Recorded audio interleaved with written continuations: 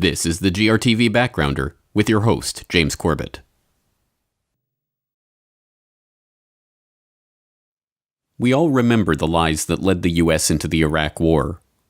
I don't think we ever said, at least I know I didn't say, that there was a direct connection between September the 11th and Saddam Hussein. Saddam Hussein aids and protects terrorists, including members of al-Qaeda. You have said in the past that it was, quote, pretty well confirmed. No, I never said that. Okay. I never think said that is... No, it's absolutely not. What I said was, it's been pretty well confirmed that he did go to Prague and he did meet with a senior official of the Iraqi intelligence service. It appears that there were not weapons of mass destruction there. You said you knew where they were. I did not. We know where they are. They're in the area around Tikrit and Baghdad and east, west, south, and north somewhat.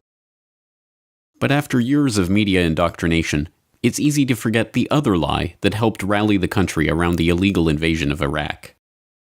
There is some indication, and I don't have the conclusions, but some of this anthrax may, and I emphasize may, have come from Iraq. Oh, is that right? If that may be the case, then that's when some tough decisions are going to have to be made too.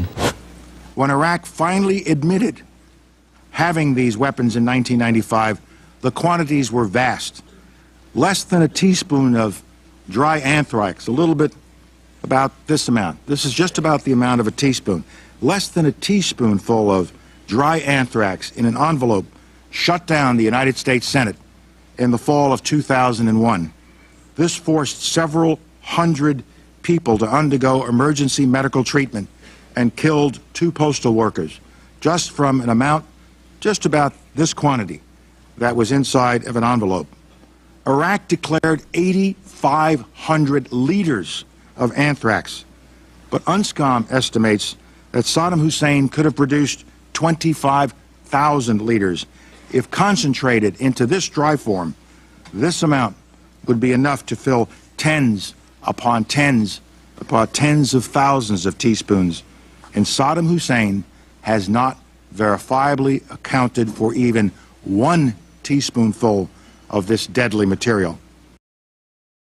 Although it is difficult to remember at this point, the anthrax scare of late 2001 was widely seen as a follow-up to the 9/11 attacks, and a sign of things to come at the dawn of the so-called War on Terror. Beginning in late September, and continuing for several weeks, multiple anthrax-laced letters were mailed to various media offices and the offices of 2 U.S. senators, killing 5 and injuring 17. It did not take long, however, for the neocons in the Bush administration to start insinuating that the anthrax scare was tied to their 2 favorite boogeymen, Saddam Hussein and Osama bin Laden. In his book, The 2001 Anthrax Deception, Dr. Graham McQueen describes this as the double perpetrator hypothesis, an attempt to blame the attacks on both al-Qaeda and Iraq. He writes, "What I call the double perpetrator hypothesis held that bin Laden's group sent the anthrax spores through the mail, but that the group had a state sponsor that had supplied the spores, namely Iraq. This hypothesis, insinuated by key government officials and parroted by the press, had the added benefit of explaining how the anthrax spores used in the attack could have been weaponized so efficiently." Well, the young woman who opened Senator Daschle's mail in mid-October was very frightened because as she opened it, this white stuff came out. It didn't just fall on the floor, it drifted out of the envelope like smoke. And quite quickly, the entire Hart Senate building was contaminated and had to be closed for several months. So everyone said, oh, well, Al-Qaeda can't do that. They can't produce that. So who could have produced that? Well, it had to be a state, obviously. Let's see, what state could it have been? And we didn't have to wait very long to hear, oh, gee, Iraq had an anthrax program. They weaponized anthrax. This is obviously Iraq as the supporter of al-Qaeda. And this fit with a narrative which certain people had been trying to push from very early, namely that this same double perpetrator had also carried out the 9/11 attacks. that Iraq was always standing there in the background as the sponsor, the supporter of al-Qaeda. And this was supported through a number of false narratives, including Muhammad Atta in Prague, right? Remember that one? That was in circulation for months. Supposedly the head of the hijackers had met an Iraqi, high-level Iraqi, I don't remember, diplomat or intelligence agent, in Prague before 9/11, and they were obviously working together. So I think finally the way the story was supposed to go is that both 9/11 and Anthrax, we were supposed to believe, had been carried out by this double perpetrator, and that set things up very nicely for two invasions, of course, Afghanistan and Iraq. The story of Iraqi collusion with al-Qaeda sounded credible enough to an American public that had no familiarity with the Muslim world and was still reeling in shock from the attacks of 9/11. The only problem with that story is that it was a complete lie. When key government scientists came out to denounce the claim that the anthrax contained traces of bentonite, a signature of the Iraqi anthrax program, the Bush administration sought to distance itself from any direct connection between Saddam and the attacks. As filmmaker Robbie Martin explains in his documentary, American Anthrax, however, that connection was reinforced to the public by way of a complicit corporate media. There was one particularly influential story from ABC News and Brian Ross. ABC's Brian Ross. Brian. Peter, from three well-placed but separate sources tonight, ABC News has been told that initial tests on the anthrax sent to Senator Daschle have found a telltale chemical additive whose name means a lot to weapons experts. It is called bentonite.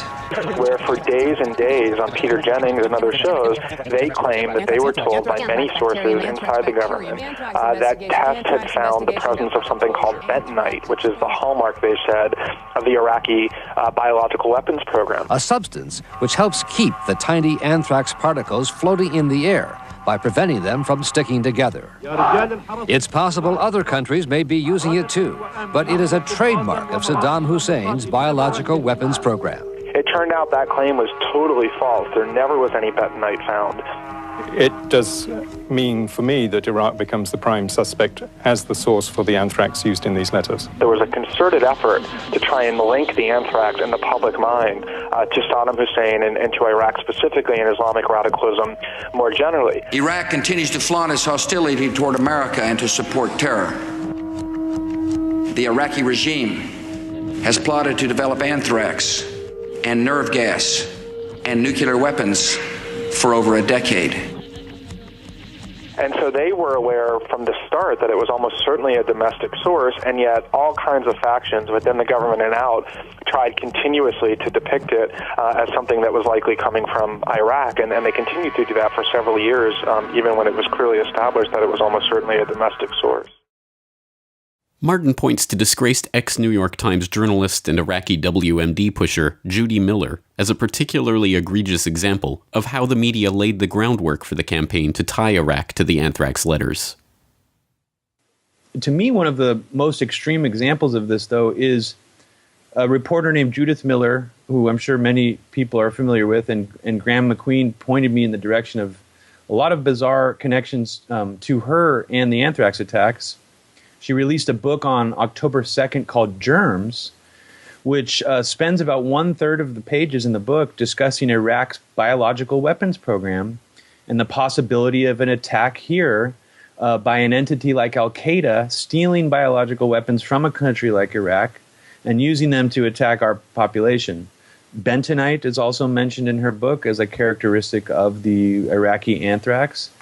And even weirder, Judith Miller, before 9/11, in June of 2001, was a volunteer in a bioweapons terror drill called Operation Dark Winter that was put on in part by former CIA Director James Woolsey. And James Woolsey is also one of the main people going out there after 9/11, pushing the idea that Saddam Hussein was behind the anthrax, and Richard Pearl was as well. They spoke at an American Enterprise Institute conference where it's right after I believe the Tom Daschle letter, and Richard Pearl is sitting there basically saying, look, this was only a few letters, only a little bit of anthrax. What if Saddam Hussein sent out tens of thousands of letters filled with the amount of anthrax that we know that he has.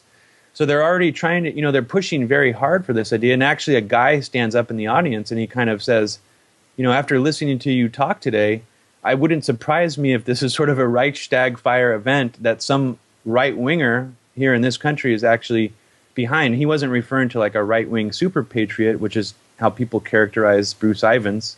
He was referring to neoconservative policymakers in D.C. that might have actually been behind it. As we now know, of course, the anthrax attacks were a false flag event. By early 2002, it was confirmed that the anthrax had sourced to the U.S. Army Medical Research Institute for Infectious Diseases at Fort Detrick, a key facility within America's own bioweapons program. Soon, suspicion fell on Stephen Hatfill, a person of interest identified by the FBI, who eventually won a $4.6 million lawsuit against the Department of Justice for falsely accusing him of his participation in the attacks and illegally leaking his identity to the press. The blame for the attacks was then pinned on Bruce Ivins, a researcher at Fort Detrick who conveniently died before the FBI could identify him or try him in court. The National Academy of Sciences and the Government Accountability Office have both cast doubt on the FBI's scientific investigation of the attacks, however, and a whistleblower within the FBI's own investigation has revealed that the Bureau is sitting on evidence that would exonerate Ivins. Whoever the perpetrator may have been, even accepting that Ivins was the attacker, it is a fact that the attacks were a false flag, using crudely forged letters to convince the American public that they were written by al-Qaeda agents.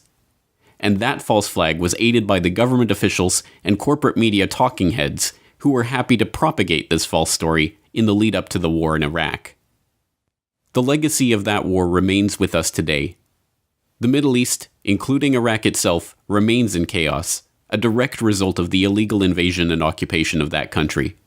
An invasion and occupation that was sold to the public on the back of brazen lies and outright fabrications. The blood of 1 million dead Iraqis stains the hands of those who lied the public into that war, and those who aided and abetted those liars. Meanwhile, the anthrax attacks themselves remain a case study in how a false flag event can be used to whip the public into hysteria and be led into supporting illegal wars of aggression. Anthrax investigation. Anthrax investigation. Anthrax exposure. Anthrax exposure. Anthrax tests. Anthrax tests. With anthrax scares. Anthrax scares. Anthrax spores. Anthrax spores. Anthrax strains. Anthrax strains. Anthrax hoax. Anthrax hoax. For more on this story and other breaking news and current events, please go to globalresearch.ca. For more research and analysis by James Corbett, please go to corbettreport.com.